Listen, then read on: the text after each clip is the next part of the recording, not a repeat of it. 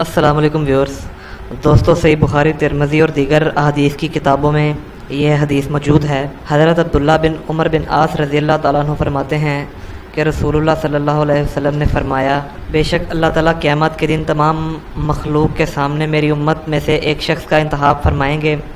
اس کے سامنے اس کے نامہ اعمال کے 99 رجسٹر کھولے جائیں گے۔ ہر رجسٹر کا طول و عرض انسان کی حد نظر کے برابر ہوگا۔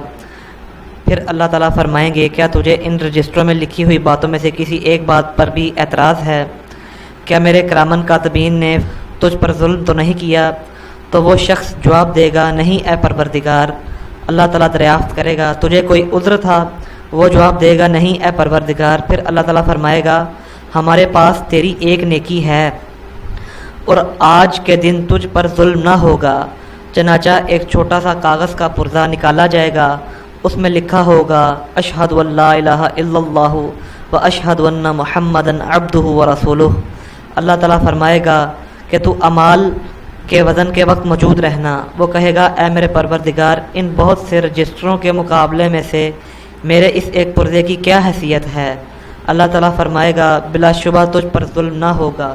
آپ صلی اللہ علیہ وسلم نے فرمایا، تمام رجسٹروں کو ایک پلڑے میں اور کاغذ کے اس پرزے کو جس پر اس کی ایک نیکی ہوگی دوسرے پلڑے میں رکھا جائے گا، تو رجسٹروں کا وزن کم ہوگا اور کاغذ کا پرزہ ان سب پر بھاری پڑ جائے گا، اس لیے کہ اللہ تعالیٰ کے نام سے کوئی شے وزن والی نہیں ہوگی۔ تو دوستو، اس حدیث کو ہم نے بے شمار اپنی محفلوں میں، اپنی مجلسوں میں، اسکولوں کالجوں میں سنتے آئے ہیں۔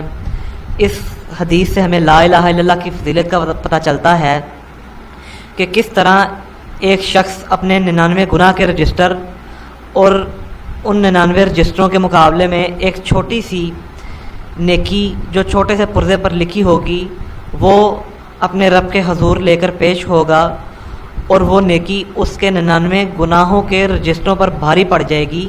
وہ کیا ہے؟ وہ لا الہ الا اللہ، یعنی کلمہ توحید جو ہم کلمہ پڑھتے ہیں، لا الہ الا اللہ محمد رسول اللہ، وہ یہ کلمہ ہی ہوگا جو اس کے 99 رجسٹروں پر، گناہ کے رجسٹروں پر بھاری پڑ جائے گا۔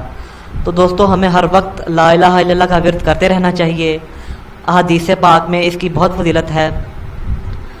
تو امید کرتا ہوں کہ آج کی احادیث کی آپ کو سمجھ آ گئی ہوگی۔ نیکسٹ ویڈیو میں آپ کو کسی نئی حدیث، نسخے یا کسی نئی تحقیق کے بارے میں بتاؤں گا۔ تب تک کے لیے اللہ حافظ۔